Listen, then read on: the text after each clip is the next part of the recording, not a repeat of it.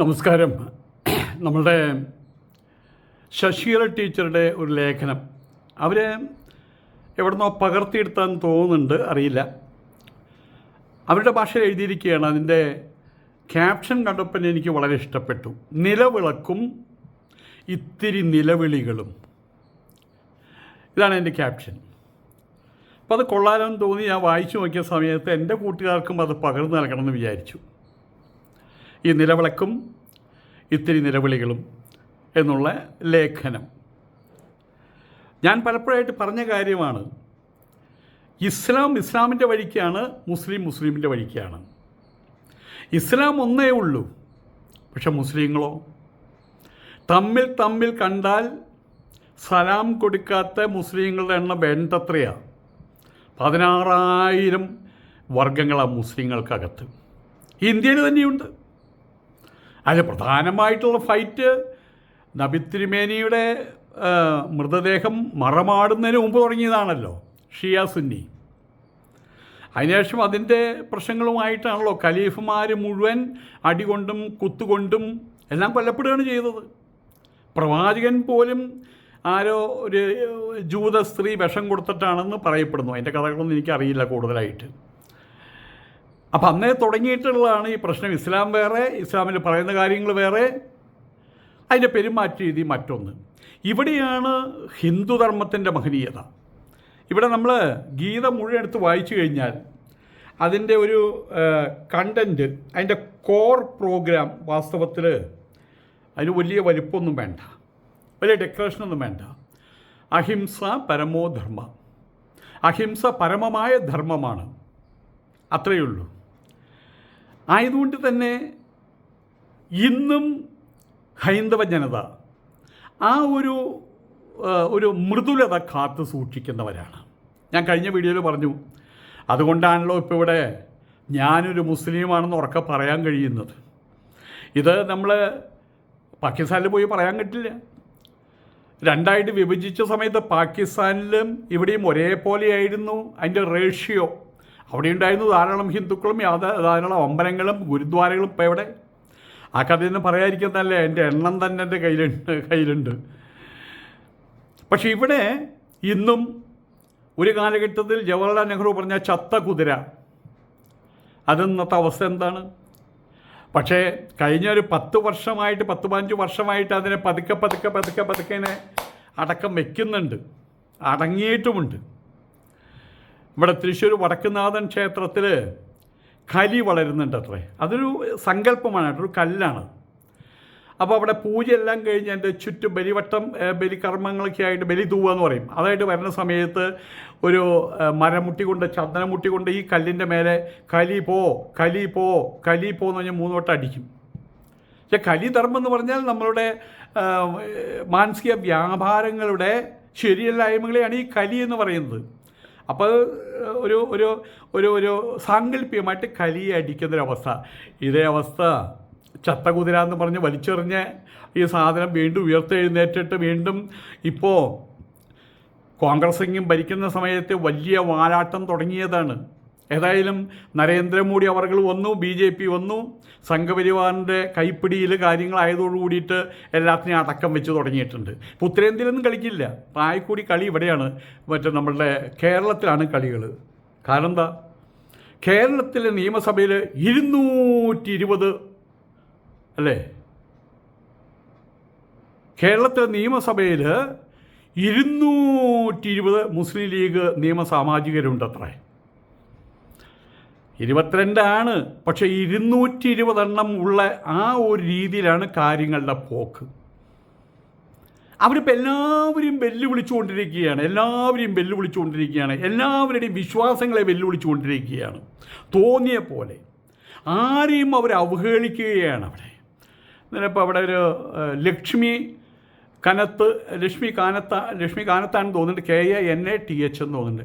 അപ്പോൾ അവരെ വളരെ മോശമായ രീതിയിൽ, നിൻ്റെ ഭർത്താവ് അവിടെ ചത്ത് കിടക്കുകയാണല്ലേ, നിൻ്റെ ഭർത്താവ് ചത്ത പോലെ കിടക്കുകയാണല്ലേ, അതുകൊണ്ടാണ് ഇവിടെ നിനക്ക് മുസ്ലിങ്ങൾ എന്തൊക്കെയും പറഞ്ഞ് അവരെ, ഒരു ഹിന്ദു സ്ത്രീയാണ് അവർ, അവർ ഹിന്ദു തീവ്രവാദി എന്തോ ആകട്ടെ, പക്ഷേ അവരെ കളിയാക്കാം, നമുക്ക് കളിയാക്കാം. ഞാൻ കളിയാക്കിയിട്ടുണ്ട്. നിങ്ങൾ ഗീതയൊന്ന് കാണാപ്പടം ചെല്ലാൻ പറ്റുമോ? പിന്നെ എന്ത് ഹിന്ദുവാണ് നിങ്ങളെന്നൊക്കെയും പറഞ്ഞ് അങ്ങനെയൊക്കെ ആകാം. അത് കുത്തി നോവിക്കലല്ല. ഒന്ന് കൊച്ചുകുട്ടിയെ പോടാ കള്ള എന്ന് പറഞ്ഞാൽ തല്ലുന്ന പോലെ പോടി കള്ളി എന്നും അത്ര മാത്രമേ ഉള്ളൂ. അതിൻ്റെ ഗുണങ്ങൾ അവർക്കുണ്ടായാൽ നല്ലത്. പക്ഷേ ഇതല്ല ചെയ്യുന്നത്. അവരെയും അവരുടെ അമ്മയും അവരുടെ ഭർത്താവ് ചത്തു കെടുക്കുകയാണ്.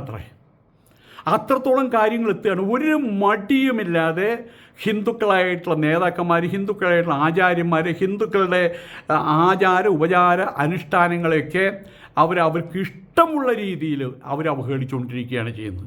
എല്ലാത്തിൻ്റെ മേലെ കരിവാരി തേക്കുകയാണ് ചെയ്യുന്നത്. അതുമായിട്ട് ബന്ധപ്പെട്ടിട്ടാണ് ഇപ്പോൾ ഈ നിലവിളക്ക് പ്രശ്നം ഉണ്ടായത്. നിലവിളക്കിന് പകരം ഇവിടെ ഇലക്ട്രിസിറ്റി ഉണ്ടല്ലോ, അത് ഇട്ടാൽ പോരെന്നൊരു ചോദ്യമുണ്ട്. നിലവിളക്കൊരു ആചാരത്തിൻ്റെ ഭാഗമാണ്. നിലവിളക്ക് വെളിച്ചത്തിന് വേണ്ടിയിട്ടല്ല. വെളിച്ചമുള്ള സമയത്തും വെളിച്ചത്തിന് വേണ്ടി എന്താ ചെയ്യുക? അന്ന് ചൂട്ട് കത്തിക്കാറുണ്ട്, വിറക് കത്തിക്കാറുണ്ട്, അതല്ലെങ്കിൽ പെട്രോൾ മണ്ണെണ്ണ ഉപയോഗിക്കാറുണ്ട്, ഡീസൽ ഉപയോഗിക്കാറുണ്ട്, അതുപോലെ തന്നെ ഓയിലുകൾ ഉപയോഗിക്കാറുണ്ട്. വെളിച്ചെണ്ണ നിലവിളക്കിനകത്ത് ഒഴിക്കുമ്പോൾ അത് വെളിച്ചത്തിന് വേണ്ടിയിട്ടല്ല, ആചാരപ്രധാനമാണ്. ആചാരം എന്നും ആചാരമാണ്. കാലം മാറുന്ന സമയത്ത് അച്ഛനെ നമ്മൾ ഡാന്ന് വിളിക്കാറുണ്ടോ? ആചാരം മാറിയത്രേ. അമ്മയെ കയറിയുടെ ഇത് വിളിക്കാറുണ്ടോ? ആചാരം മാറിയത്ര. അങ്ങനെ മാറാറില്ല. അച്ഛനും അമ്മയും തന്നെ. ആചാരങ്ങൾ എപ്പോഴും ആചാരങ്ങൾ തന്നെ. നിലവിളക്കിന് പകരം 1500 വോൾട്ടിൻ്റെ ബൾബ് ഇട്ടാലും കാര്യമില്ല.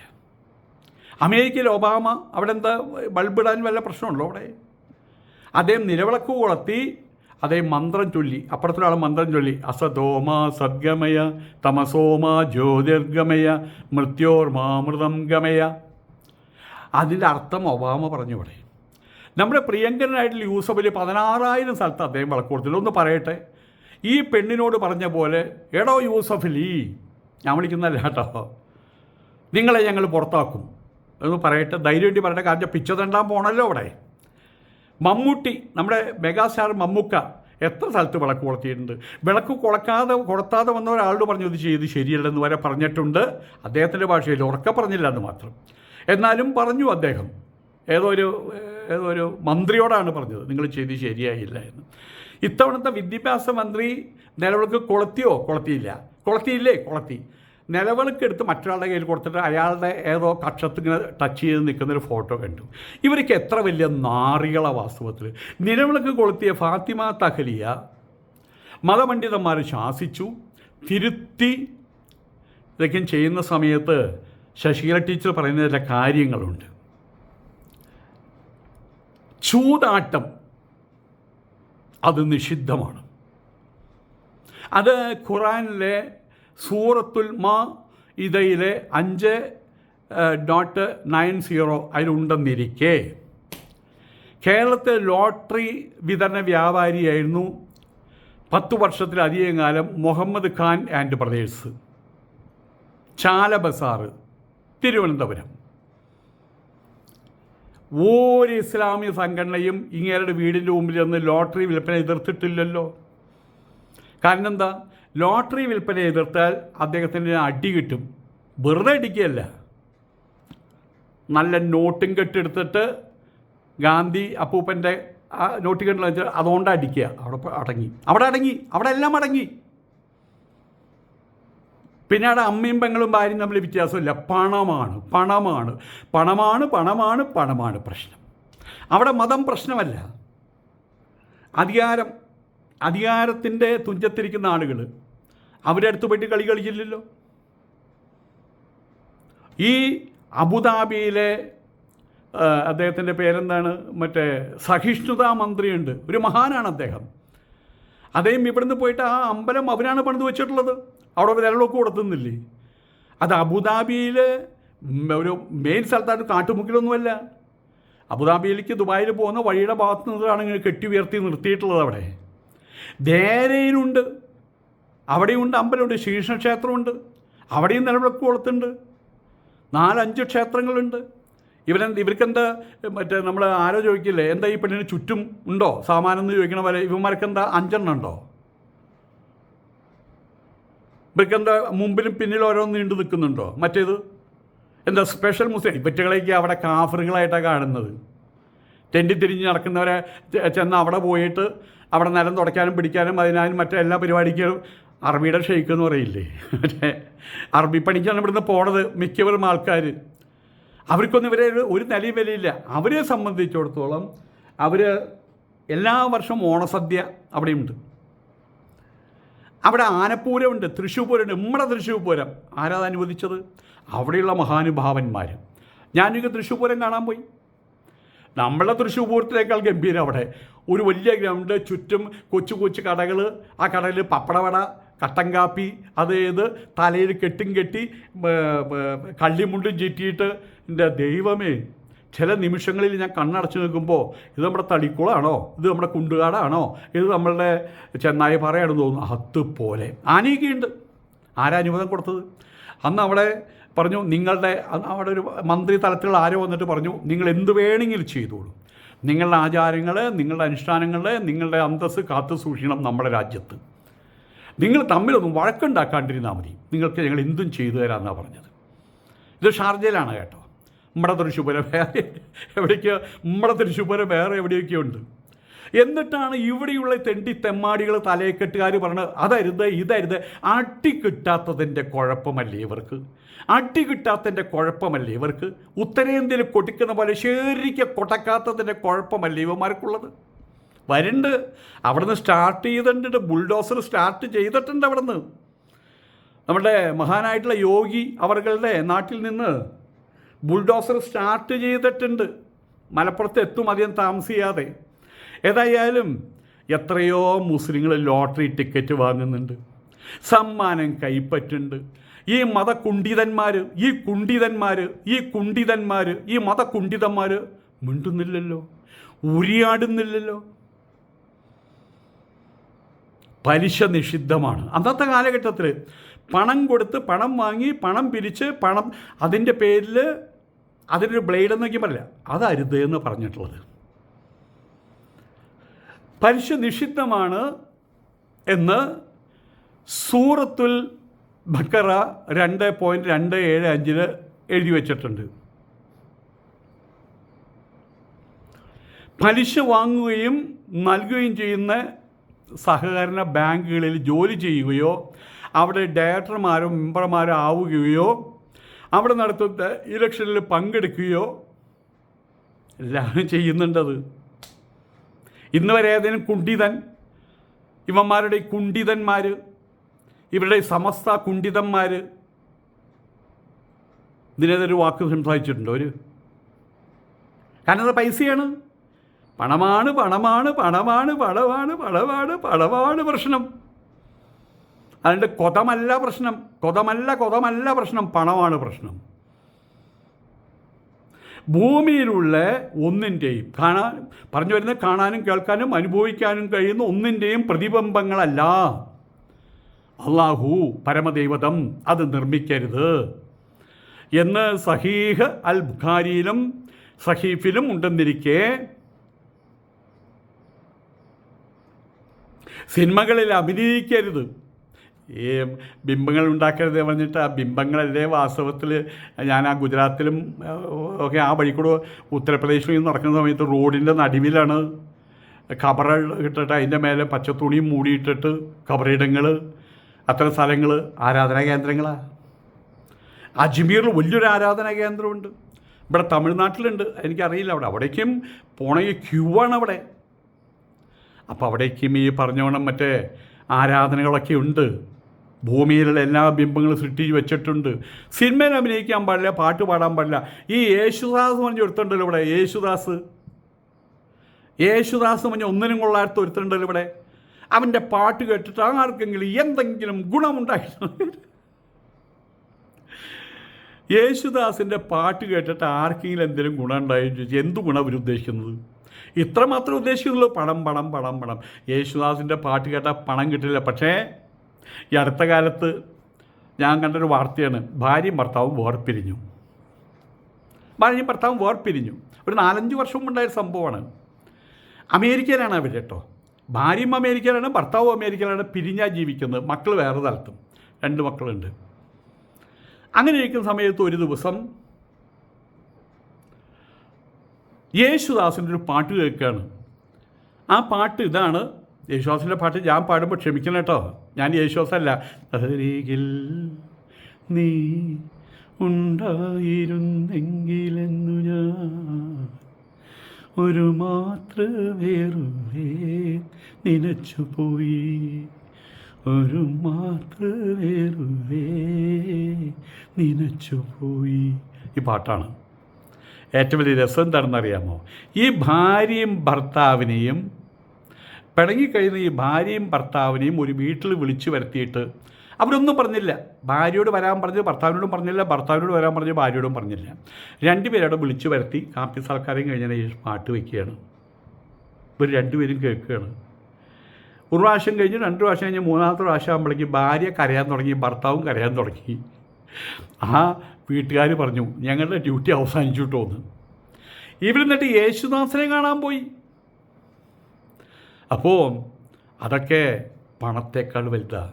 ബാങ്ക് കൊള്ളടിച്ചാലും പൈസ ഉണ്ടാക്കാം, പക്ഷേ മനപ്പൊരുത്തം, സ്നേഹം, ആർദ്രത, അദ്വേഷ്ടത, പരിഗണന അതൊക്കെ മനസ്സിൽ വന്ന് നിറയണമെങ്കിൽ പല കാര്യങ്ങളുണ്ട്. ആചാര്യന്മാരുടെ ഉപദേശങ്ങളുണ്ട്. കൊച്ചുകുട്ടികളുടെ കളി കണ്ടാൽ, പൂ വിടർന്ന് നിൽക്കണ കണ്ടു കഴിഞ്ഞാൽ, മഴവില്ല് കണ്ടു കഴിഞ്ഞാൽ, അതുപോലെ യേശുദാസിൻ്റെ സംഗീതം കേട്ടാൽ, അഥവാ സംഗീതം കേട്ടാൽ, അപ്പം അതിനൊക്കെ എതിർപ്പെടുന്ന ആൾക്കാരുണ്ട്. പക്ഷേ നസീറിനെ കുറിച്ച് വാക്ക് വേണ്ടിയിട്ടില്ല കേട്ടോ അവർ. നസീർ ഒരു തൊപ്പിയും കിരീടം വെച്ചിട്ടില്ല. നസീറിൻ്റെ മക്കൾ അതിൽ ലൈല മറ്റേ തോന്നുന്ന ആ കുട്ടിയെ അവരെ ഞാൻ കണ്ടിട്ടുണ്ട് നേരിട്ട്. അവരെ കണ്ടു കഴിഞ്ഞാൽ അവർ സംസാരിക്കുന്ന പോലൊരു പട്ടത്തിയുടെ പോലെ നിങ്ങൾ എന്നൊന്നും അവർ പറയില്ല. അവരാരും ഒരു വേഷം കെട്ടി നടന്നിട്ടുമില്ല. സിനിമയിൽ അഭിനയിച്ചിട്ടാണ് നസീർ ഇന്നും ജീവിക്കുന്നത്. നസീർ മരിച്ചോ? മരിച്ചിട്ടില്ല. മരിച്ചോ? ഉണ്ടോ? മരിച്ചോ? ഇല്ല. നസീർ അയാൾ ചത്തുപോയി എന്ന് പറയാൻ പറ്റുമോ? പ്രേം നസീർ, സൽമാൻ ഖാൻ, ഷാരൂഖ് ഖാൻ, പിന്നെ വേറൊരു ഖാനുണ്ടല്ലോ, അറിയില്ല. പിന്നെ നമ്മുടെ മമ്മൂട്ടി ഖാൻ, ഇവിടെ നമ്മളുടെ സ്വന്തം മമ്മൂട്ടി, അദ്ദേഹത്തിൻ്റെ മകൻ ദുൽഖർ സൽമാൻ. ഈ കുണ്ഠിതന്മാർക്ക് എന്തെങ്കിലും കുണ്ഠിതം ഉണ്ടായിട്ടുണ്ടോ? ഇവരോടൊക്കെ ചേർന്ന് ബുർജ് ഖലീഫയുടെ താഴെ നിൽക്കുന്ന സമയത്ത് എൻ്റെ പുറയിൽ റഹീം ഭായ് തൊട്ടുപിടിച്ച് അയ്യോ തെക്ക് അങ്ങോട്ട് നോക്കാൻ പറഞ്ഞു. അയ്യോ വന്ന് മിന്നിത്തെളിഞ്ഞ് പോകുന്ന വെച്ചാൽ ഒരു മിന്നിത്തെളിഞ്ഞ് പോലുണ്ടായിരുന്നു. അവിടെ നമ്മുടെ ദുൽഖർ സൽമാൻ്റെ ഏതോ ഒരു സിനിമയിൽ മറ്റേ ഒളിയിൽ പോയ കുറുപ്പിൽ എന്നൊരു സിനിമയിൽ അഭിനയിച്ചല്ലോ, കുറുപ്പിൻ്റെ വേഷം. ആ ഒരു സിനിമാ കാലഘട്ടത്തിലാണ് അദ്ദേഹത്തിൻ്റെ ചിത്രമോടെ തെളിയുകയാണ്. എവിടെ? ദുബായിലാണ് കേട്ടോ. സിനിമയിൽ അഭിനയിച്ച നടൻ്റെയാണ്. എന്താ അവരൊന്നും മുസ്ലിങ്ങളല്ലേ? അവരൊക്കെ അതിന് ഇവരെ പോലെ കുണ്ഠിതന്മാരല്ല, പണ്ഡിതന്മാരാ. അതുകൊണ്ട് അവർ വിലക്ക് വയ്ക്കില്ല. സിനിമ നിർമ്മിക്കരുത്. ആലപ്പി അഷ്റഫ് സിനിമ നിർമ്മിച്ചിട്ടില്ലേ? മമ്മൂട്ടി കമ്പനി സിനിമ നിർമ്മിക്കുന്നില്ലേ? ദുൽഖർ സൽമാൻ സിനിമ നിർമ്മിക്കുന്നില്ലേ? ഒരു വാക്കൊന്ന് പറഞ്ഞേ, കുണ്ഠിത, എടാ കുണ്ഠിത, എടാ കുണ്ഠിത, ഒരു വാക്കൊന്ന് പറഞ്ഞേ.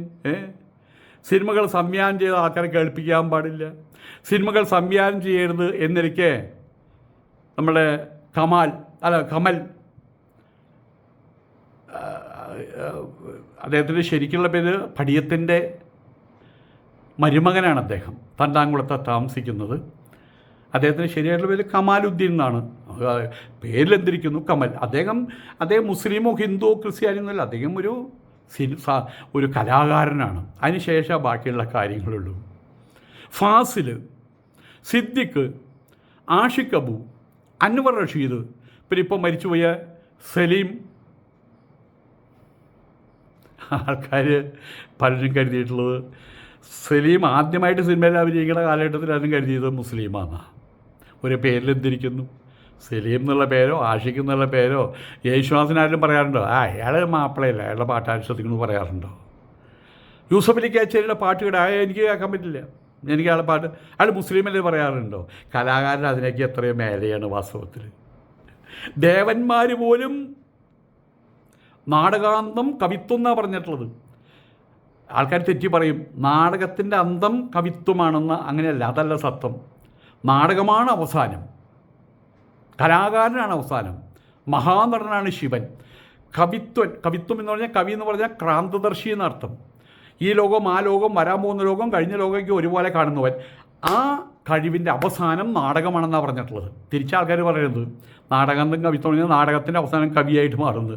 കവിത്വത്തിൻ്റെ അവസാനം നാടകം എന്നാണ് അതിൻ്റെ അർത്ഥം കേട്ടോ. ഓക്കെ, സംഗീതം അനിസ്ലാമികമാണ്, നിഷിദ്ധമാണെന്ന് എനിക്ക് മുഹമ്മദ് റാഫിയെ എത്ര പ്രാവശ്യം വിലക്കിയിട്ടുണ്ട്. ജാവേദ് അലിയെ, ആദിഫ് അസ്ലാമിനെ, AR റഹ്മാനെ, AR റഹ്മാനിക്ക് വിലക്കി കഴിഞ്ഞാൽ അങ്ങനെ ഒരു ചിരിയിരിക്കും, അത്രയേ ഉള്ളൂ. അതിനകത്ത് എല്ലാം അടങ്ങിയിട്ട് പോടാ പുല്ലേ അതൊക്കെ അതിൽ അടങ്ങിയിട്ടുണ്ടെന്ന് അർത്ഥം.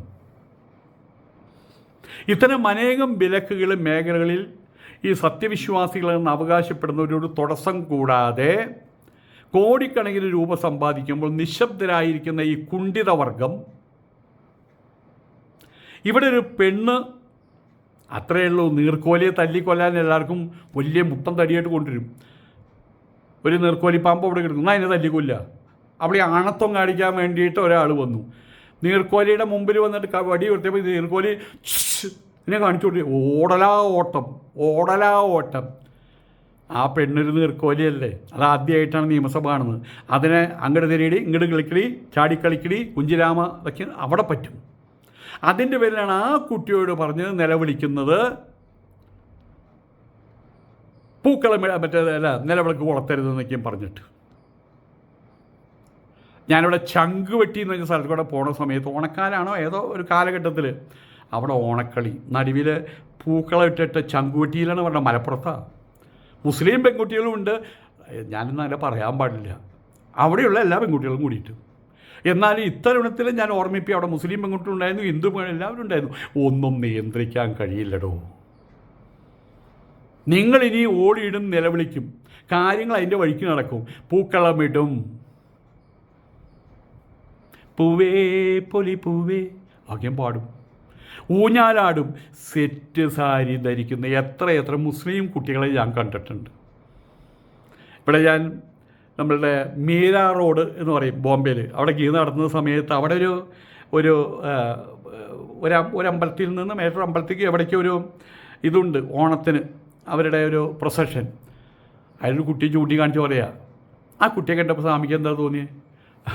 നല്ല കുട്ടി എന്ന് തോന്നി. വേറെ തോന്നിയില്ലേ? ഇല്ല. മോളിങ്ങോട്ട് വന്നേ.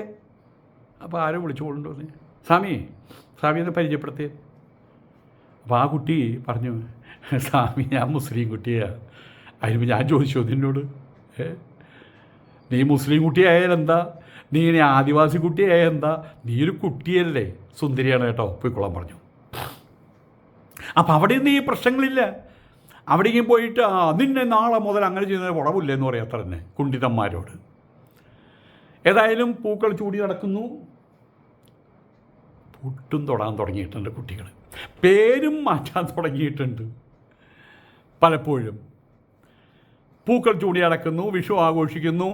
യോഗാ ദിനത്തിൽ ഓം സൂര്യായ നമഃ, ഓം മിത്രായ നമഃ യോഗ ആചരിക്കുന്നു. എത്ര കുട്ടികളെ, എത്ര മുസ്ലിം കുട്ടികൾ. ഞാൻ വീണ്ടും എനിക്ക് പേര് പറയാൻ ഇഷ്ടമല്ല, മുസ്ലിം ഹിന്ദു മുസ്ലിം ക്രൈസ്തവ. പക്ഷേ ഈ കുണ്ഠിതന്മാരുടെ ഈ പ്രശ്നം കാരണം കൊണ്ടാണ് നമുക്കിത് പറയേണ്ടി വരുന്നത്. നമുക്കിവിടെ മുസ്ലിം ആയിക്കോട്ടെ, ഹിന്ദു ആയിക്കോട്ടെ, ക്രിസ്ത്യാനി ആയിക്കോട്ടെ, ഇതൊന്നുമില്ലാത്തവരായിക്കോട്ടെ, കമ്മ്യൂണിസ്റ്റുകാരായിക്കോട്ടെ, നമുക്ക് മുഴുവൻ എന്താണ് ഏറ്റവും വലിയ കാര്യം? നമ്മളുടെ മാതൃഭൂമി. വന്ദേ മാതരം, അതാണ് ഏറ്റവും വലിയ കാര്യം. അതിന് വലിയ കാര്യം. ബാക്കിയെല്ലാം അവരവരുടെ ഇഷ്ടമാണ്. നമ്മളെല്ലാവരും ഭാരതീയരാണ്, ഹിന്ദുസ്ഥാനിൽപ്പെട്ടവരാണ്, ഈ രാജ്യത്തെ സ്നേഹിക്കുന്നു. അതിനപ്പുറം ഈ രാജ്യത്തിൽ പിന്നെ നമ്മളിവിടെ മുസ്ലിമും ക്രിസ്ത്യാനിയും ഒന്നുമില്ലല്ലോ. അതൊക്കെ ഒന്ന് മനസ്സിൽ വെച്ചാൽ മതി. പക്ഷേ ഈ ഒരു വർഗം മാത്രം, ഈ വർഗത്തിൽ ഒരു കൂട്ടം ആൾക്കാർ തെമ്മാടികളെന്ന് തന്നെ വിളിക്കണം. വെറുതെ കാഫിർ എന്നൊന്നും വിളിച്ച് കാര്യത്തെ ചെറുതാക്കാൻ പാടില്ല. ഒരു വർഗം മാത്രമാണ് കാലത്ത് എഴുന്നേറ്റ് വൈകുന്നേരം വരെ ഹിന്ദുക്കളെ കുറ്റം പറയുക. ഇപ്പം മോഡിയുടെ അടുത്തേക്ക് അടുക്കില്ല, എപ്പോഴാണ് അടി വരിക എന്നറിയില്ല. അപ്പോൾ അവിടെ പിടിച്ച് കാല് നക്കും. AP പോയിട്ട് നക്കി, ഇപ്പോൾ ഇവന്മാർ നക്കുന്നു, ലീഗുകാർ നക്കിക്കൊണ്ടിരിക്കുന്നു. അതിൻ്റെ കൂട്ടത്തിലുള്ള ആൾക്കാരിപ്പോൾ RSS അതുപോലെ തന്നെ മോഡി എന്ന് പറഞ്ഞാൽ ഉടനെ തന്നെ ഒന്നും അറിഞ്ഞില്ല, കേട്ടില്ല, ഒന്നും പറയാനും പറ്റില്ല. എന്താ നിങ്ങളുടെ മോഡിയെ കുറിച്ച് എന്താ നിങ്ങളുടെ അഭിപ്രായം? അതന്നെ, മിണ്ടില്ല. കാരണം എന്താണ്? അടി കിട്ടുന്ന ഉറപ്പാണ്. അവിടെ അടിച്ചൊതുക്കി പാമ്പിൻ്റെ നടുവിൽ ഒറ്റ അടി അടിച്ചാൽ മതി, പിന്നെ പാമ്പടെ കിടന്നോളൂ, ചാവൂല, ഇഴയാനും പറ്റാത്ത പോലെ അങ്ങനെ ആക്കി മാറ്റിയിട്ടുണ്ട്. ഇവിടേക്ക് വരാൻ പോണു, മുമ്പ് പറഞ്ഞ പോലെ ബുൾഡോസർ പുറപ്പെട്ടിട്ടുണ്ട് അവിടെ. ഏതായാലും ഈ യോഗാനിരത്തിൽ സൂര്യ നമസ്കാരത്തിലേക്ക് പങ്കെടുക്കുമ്പോഴും നിലവിളക്ക് കൊളുത്തുമ്പോഴും നെറ്റിയിൽ കുങ്കുമം ചാർത്തുമ്പോഴും മാത്രമാണ് ഈ പ്രശ്നങ്ങളൊക്കെ ഉണ്ടാകുന്നത്. അതെന്താണ് വാസ്തവത്തിൽ? വരുമാനം ലഭിക്കുന്ന ഇസ്ലാമിക മേഖലകളിൽ യഥേഷ്ടം വിവരിക്കുമ്പോൾ, മമ്മൂട്ടിയുടെ കാര്യം അല്ലെങ്കിൽ നമ്മുടെ യൂസഫ് അലി സാഹിബിൻ്റെ കാര്യമാണ് നമ്മൾ ഉദ്ദേശിക്കുന്നത്, അതിനെതിരെ ഒരു ശാസനയും കൽപ്പനയും താക്കീതും നൽകാത്തവർ, ഈ പറയുന്ന യൂസഫ് അലി സാഹിബിനെ കുറിച്ച് ഒരാൾ എന്നോട് പറഞ്ഞതാണ്, സത്യമാണെന്ന് എനിക്കറിയില്ല. അവിടെ വെട്ടി ഓന്മാർ മുഴുവൻ നമ്മൾ സുന്നികളാണ് കേട്ടോ, നമ്മൾ ജമായത്ത് ഇസ്ലാമിക്കാരാണ് കേട്ടോ, നമ്മൾ മുജാഹിദുകാരാണല്ലോ പറഞ്ഞു കഴിഞ്ഞാൽ അങ്ങനെ 10 രൂപ കൊടുക്കാൻ ഉദ്ദേശിച്ചിട്ടുണ്ടെങ്കിൽ 2 രൂപ കൊടുക്കുള്ളൂ. അവിടെ പോയിട്ട് ജാതി മതമൊന്നും പറയാൻ സമ്മതിക്കില്ല. കാരണം അദ്ദേഹത്തിൻ്റെ ജീവിതത്തിലൂടെ അദ്ദേഹം ആ ഒരു മേഖലയിൽ എത്തിക്കഴിഞ്ഞു. അദ്ദേഹം ആ കൂപത്തിൽ നിന്ന് പുറത്തു വന്നു കഴിഞ്ഞു. അസലായിട്ട് അദ്ദേഹം ഗീത ചൊല്ലും. എന്നോട് പറഞ്ഞിട്ടുണ്ട്, അതേ മഹാഭാരതത്തിൻ്റെ കാര്യം പറഞ്ഞ് ഒരു സമരം ഉണ്ടായി കഴിഞ്ഞാൽ ഞാനാ വിജയിക്കുള്ളൂ കേട്ടോ സ്വാമിയുള്ള കാര്യം പറയാമെന്ന്. മിണ്ടിയില്ല. കാരണം എന്താ? അദ്ദേഹത്തിന് ഒരുപാട് വായനയുള്ള ആളാണ്. ആയതുകൊണ്ട് തന്നെ ആ കൂപത്തിൽ നിന്ന് പുറത്തു വന്നു. അദ്ദേഹം ജനിച്ച് മുസ്ലിമായിട്ടാണ്, വളരുന്നതോ ഒരു ലോക പൗരനായിട്ടാണ്. അതുകൊണ്ട് എന്നോട് പലരും പറഞ്ഞിട്ടുണ്ട്, നമ്മുടെ SP പിള്ളയുടെ മകളുടെ മകൾ പറഞ്ഞിട്ടുണ്ട്, മഞ്ജു പിള്ള, യെസ്, ആ കുട്ടി പറഞ്ഞിട്ടുണ്ട്, എനിക്കൊന്നും വേണ്ട സ്വാമി, യൂസഫ് അലി സാഹിബിനെ ഒന്ന് കണ്ടാൽ മതിയെന്ന്. അങ്ങനെയുള്ള ആൾക്കാരും ഉണ്ട്. ഇപ്പം ഏതായാലും നെറ്റിയിൽ മറ്റേ ഇത്തരം സാഹചര്യങ്ങൾ വരുമ്പോൾ ഇസ്ലാമിക മേഖലയിൽപ്പെട്ട ആളുകൾ അവരൊരു പരിധിക്ക് മേലെ ഉയർന്നു കഴിഞ്ഞാൽ അവരുടെ മുമ്പിൽ മിണ്ടാതെ ഉരിയാടാതെ, അതങ്ങനെയാണ്. പാവപ്പെട്ട ആരെങ്കിലും നിലവിളക്ക് കൊളുത്തിക്കഴിഞ്ഞാൽ ഇപ്പം ആ പെണ്ണ് ഒരു 2-3 വർഷം കഴിഞ്ഞാൽ അവൾ പറയും ഓളെ ചിലപ്പോൾ പറഞ്ഞു വരും. ഇനിയിപ്പോൾ ആ കുട്ടിയൊരു കാര്യത്തിന് ക്ഷണിക്കില്ല. ഹിന്ദുക്കളാവട്ടെ ക്രിസ്ത്യാനികൾ ആരെയും ആ കുട്ടിയെ ക്ഷണിക്കൂ? അതിനെ ക്ഷണിച്ചു കൊണ്ടുവന്ന് അത് അറിയാണ്ട് എല്ലാവരും കൂടിയിട്ട് തമ്മിൽ കാണുമ്പോൾ ആ നമസ്കാരം ചേച്ചി എന്നൊക്കെ പറഞ്ഞാൽ ഉടനെ വിലക്ക് വരും. എന്തിനാണ് നമ്മളായിട്ട് പ്രശ്നം ഉണ്ടാക്കുന്നത്? അതുകൊണ്ട് ഹിന്ദു സംഘടനകളൊന്നും ആ കുട്ടിയെ വിളിക്കില്ല. എന്തൊരു കഷ്ടം നോക്ക് വാസ്തവത്തിൽ. അതിൻ്റെ കഴുത്തിൽ, പട്ടിയുടെ കഴുത്തിൽ ചങ്ങലിട്ട് വയ്ക്കണ പോലെ ചങ്ങലിട്ട് വെച്ചിരിക്കുകയാണ് ഇപ്പോൾ. അങ്ങനെയുള്ള പാവങ്ങൾ മുമ്പ് പറഞ്ഞ പോലെ നീർക്കോലിയാണെങ്കിൽ തല്ലാൻ ഞാൻ, മൂർഖനാണെങ്കിൽ അത് നീ തല്ലിക്കോ എന്നുള്ള രീതിയിലാണ്. കൊച്ചു നീർക്കോലി കുട്ടികളാണെങ്കിൽ ഇസ്ലാമിക സൂക്തങ്ങളായിട്ട് ചാടി ഇറങ്ങും. അനുയായികൾ നല്ല വരുമാനം ഉണ്ടാകുന്ന സകല അനിസ്ലാമികമാണെങ്കിലും അവിടെ കണ്ണടിക്കും. അറിഞ്ഞില്ലേ ഇതവിടെ നിലവിളക്ക് കൊളുത്തിയ കാര്യം? മമ്മൂട്ടി നിലവിളക്ക് കൊളുത്തിയത് കണ്ടില്ല, കേട്ടില്ല. ഇതെന്തൊരു കഷ്ടം. യൂസഫിലേ ദുബായിൽ നിലവിളക്ക് കൊളുത്തിയത് അറിഞ്ഞില്ലേ? അപ്പോൾ ഒന്നും അറിഞ്ഞില്ല. ആ പെൺകുട്ടി തസ്ലിമ മറ്റേന്താ ഫാത്തിമ തഖലിയ നിലവിളക്ക് കൊളുത്തി. അനുയായികൾക്ക് വരുമാനമുണ്ടാകുന്ന സകല അനിസ്ലാമികത അതിനു മുമ്പ് കണ്ണടയ്ക്കും. ദേശത്തെ പൈതൃക പാരമ്പര്യ സംസ്കാരത്തെ പിന്തുടരുന്നതിനെ അതിനെയാണ് അനിസ്ലാമികമെന്നും പറഞ്ഞ് എതിർക്കുകയും ചെയ്യുന്നത്. ഇതാണിപ്പോൾ ഈ ഇസ്ലാമിക കുണ്ഠിതന്മാരുടെ ഇരട്ടത്താപ്പ്. മാനവികതയും മതേതരത്വവും പറയും. അതിപ്പോൾ നമ്മൾ കമ്പ്യൂട്ടറിനോട് പറഞ്ഞാൽ കമ്പ്യൂട്ടറും തിരിച്ചു പറയും. കമ്പ്യൂട്ടറിന് വല്ല മതേതരത്വം ഉണ്ടോ? അതിന് വല്ല എന്തെങ്കിലും ഇസ്ലാമികതയുണ്ടോ അല്ലെങ്കിൽ ഹൈന്ദവതയുണ്ടോ? അത്ര തന്നെ അവരുടെയും കാര്യമുള്ളൂ. അതാണ് പറഞ്ഞത്, ഇസ്ലാം ഒരു വഴിക്ക്, മുസ്ലിങ്ങൾ മറ്റൊരു വഴിക്ക്. അപ്പോൾ പറയും എല്ലാ മുസ്ലിങ്ങളും പറയരുതെന്ന്. ഇവിടെ ഒരു കാര്യം മനസ്സിലാക്കിയാൽ മതി. ഒരു കൂട്ടം ആൾക്കാരും ഇവിടെ ഞൊണ്ടിക്കാല, ഇവിടെ മുടന്തുകാല എന്ന് വിളിച്ചു കഴിഞ്ഞാൽ ആ 25 പേരും തിരിഞ്ഞു നോക്കിയിട്ട് എന്താ ഞങ്ങളെ മുടന്തുകാല എന്ന് വിളിച്ച് ചോദിക്കും? ഇല്ലല്ലോ. ഞാനിവിടെ മുസ്ലിം എന്ന് പറയുമ്പോൾ ഏത് മുസ്ലിങ്ങളെക്കുറിച്ചാണെന്ന് അവർക്കറിയാം. കള്ളനായിട്ടുള്ള മുസ്ലിം എന്ന് പറയുമ്പോൾ കള്ളം മാത്രമേ പ്രതികരിക്കുള്ളൂ. കള്ളനായിട്ടുള്ള മുസ്ലിം പറഞ്ഞാൽ അപ്പോൾ എല്ലാ മുസ്ലിമും കള്ളന്മാരോ അങ്ങനെ ഈ ചോദിക്കുന്നതിൽ അർത്ഥമുണ്ടോ? ഓക്കെ. സാംസ്കാരിക ആചാരങ്ങളെ മതവിരുദ്ധമായിട്ട് ചിത്രീകരിക്കുന്ന മതപണ്ഡിതർ അനുയായികളുടെ നിയമവിരുദ്ധമായിട്ടുള്ള പ്രവർത്തനങ്ങളെ കാണുമ്പോൾ എന്തുകൊണ്ടാണ് ഇങ്ങനെ നിശബ്ദരായിട്ടിരിക്കുന്നത്?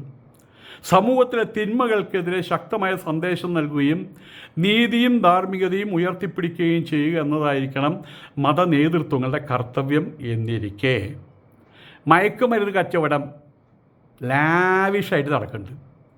സ്വർണ്ണക്കള്ളക്കടത്ത് ലാവിഷായിട്ട് നടക്കുന്നുണ്ട്. സ്വർണം പൊട്ടിക്കൽ ലാവിഷായിട്ട് നടക്കുന്നുണ്ട്. മലദ്വാർ സ്വർണം ലാവിഷായിട്ട് നടക്കുന്നുണ്ട്. തീവ്രവാദം, ഇതൊക്കെ നിയമവിരുദ്ധമായിട്ടുള്ള പ്രവർത്തനങ്ങളല്ലേ ഇതിനൊക്കെയല്ലേ എതിർക്കേണ്ടത്? ഇന്നേ വരെ മനസ്സിലാക്കേണ്ട കാര്യമുണ്ട്. ഒരു ക്രിസ്ത്യൻ മതപണ്ഡിതനോ ഒരു ക്രിസ്ത്യൻ സിസ്റ്ററോ അല്ലെങ്കിൽ ഒരു ക്രിസ്ത്യാനിയോ അമ്പലങ്ങളെ കുറ്റം പറഞ്ഞിട്ടില്ല. അവർ അമ്പലങ്ങളുടെ മുമ്പിൽ ലഹളയുണ്ടാക്കിയിട്ടില്ല. അവരുടെ പള്ളിയിലാരും കല്ലെറിഞ്ഞിട്ടില്ല. ഉത്തരേന്ത്യയിൽ മതം മാറ്റ സംബന്ധമായിട്ട് അവർ ഒരു കൂട്ടം ആൾക്കാരെ പെന്തക്കോസ്താ വർഗത്തിലുള്ള ആൾക്കാർക്ക് മാത്രമാണ് കുറച്ച് ബുദ്ധിമുട്ടുണ്ടായിട്ടുള്ളത്. അതിപ്പോൾ ഇല്ലാതായിട്ട് മാറുകയും ചെയ്തു. എന്തായാലും ഈ ഇത്തരം കാര്യങ്ങളെ എതിർക്കാനുള്ള പേടി എന്താണ്? സാമ്പത്തികമുള്ളവരെ എതിർക്കാനുള്ള പേടി എന്താണ്? ഇത്ര മാത്രമേ ഉള്ളൂ. ഇടി കിട്ടും. എന്ത് ഇടി കിട്ടും? എന്ത് ഇടി കിട്ടുന്നു? E D enforcement directorate. ഏതായാലും ഇതിൽ ഈ ലേഖനത്തിൻ്റെ അവസാനം ശശികല ടീച്ചർ പറയുന്നൊരു കാര്യമുണ്ട്. വിഗ്രഹാരാധന പാപമാണെന്നിരിക്കെ കേരളത്തിലെ ഒട്ടുമിക്ക പൂക്കച്ചവടത്തിൻ്റെയും ഹോൾസെയിൽ നടത്തുന്നത് ആരാ? മുസ്ലിങ്ങൾ.